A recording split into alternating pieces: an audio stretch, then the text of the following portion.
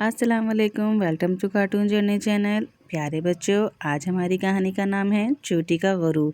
तो चलते हैं अपनी कहानी की तरफ। एक मैना और चूटी दोनों बहुत अच्छी दोस्त थीं। जिस दरख्त पे मैना का घोंसला था, उसी दरख्त के नीचे चूटी का बिल था। मीना के 3 बच्चे थे और चूटी के 4 बच्चे थे। दोनों काफ़ी अरसे से एक ही जगह पर रहती थीं। एक दूसरे के हर अच्छे बुरे वक्त में मदद करती थीं। गर्मियों के दिन थे और बहुत बारिश हो गई, जिसकी वजह से हर जगह पानी जमा हो गया। अनाज की कमी हो गई। मैना और चूटी दोनों बहुत देर तक ढूंढ के अपने बच्चों के लिए दाना लाती, लेकिन वो भी कम पड़ जाता। बच्चों का पेट नहीं भरता और वो शोर मचाते। ये दोनों बड़ी परेशान हो गईं और सोचने लगीं कि ऐसा क्या करें कि बच्चों को पेट भर के खाना मिल जाए। तो इतने में क्या देखती हैं कि एक कौवा अपनी चोंच में बहुत सारा खाना लेकर जा रहा था। तो वो दोनों बोलीं, तुम कहाँ से इतना सारा खाना लाए हो? मौसम की वजह से हमें तो कहीं भी कुछ नहीं मिल रहा। अपने बच्चों के लिए वो बहुत भूखे हैं, हमें भी बताओ प्लीज़। तो कौवा बोला, तुम दोनों तो बहुत नाजुक हो और रास्ता भी ख़राब है। तुम इतनी दूर का सफ़र करके नहीं जा पाओगी।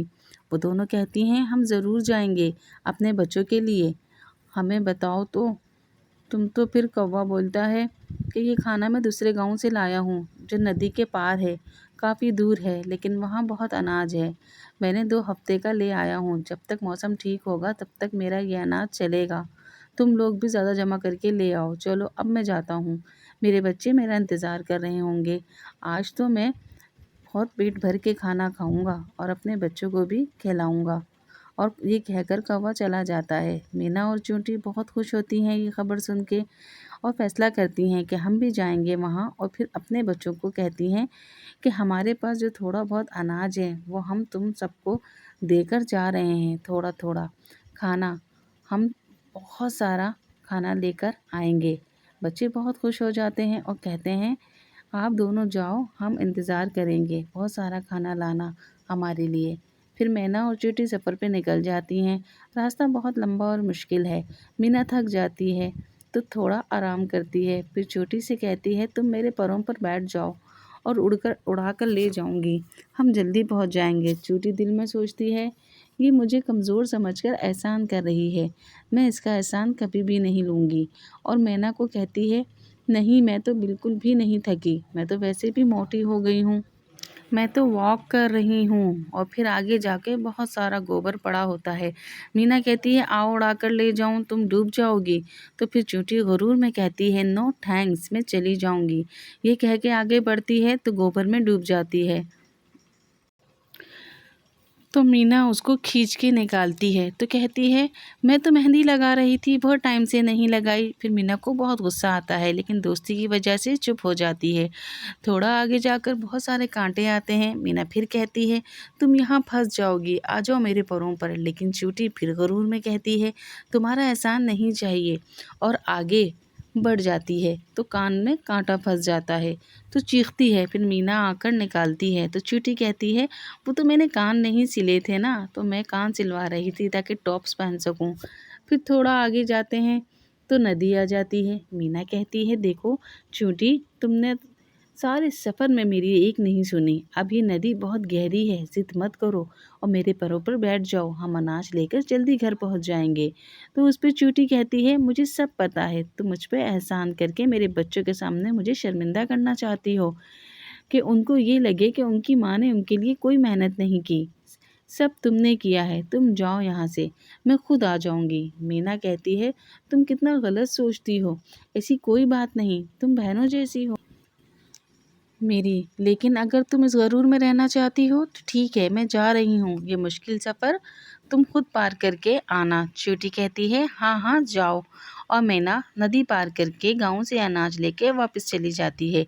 चींटी जैसे ही नदी में उतरती है तो डूब जाती है, बहुत चिल्लाती है, रोती है, बड़ी मुश्किल से बाहर निकलती है तो अनाज लेकर फिर वही मुश्किल रास्ता। पहले तो मीना मदद कर रही थी, अब चींटी के गरूर ने उसे अकेला कर दिया और अब तो उसके पास अनाज भी था।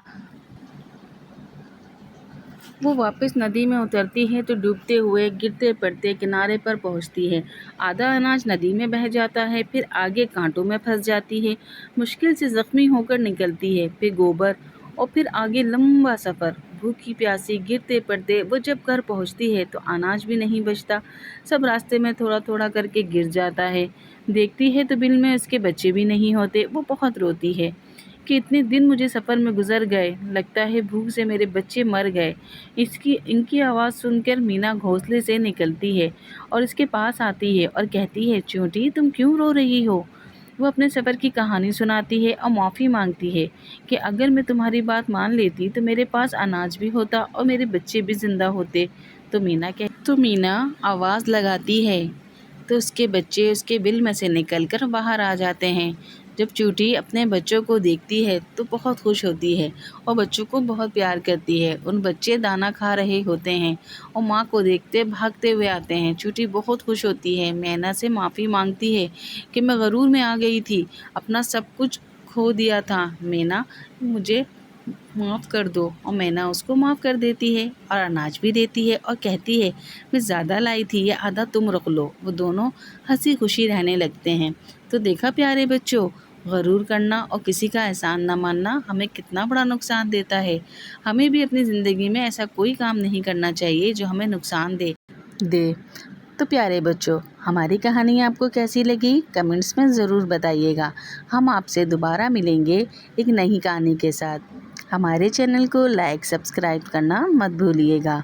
फिर मिलते हैं दोबारा, तब तक के लिए अल्लाह हाफिज़।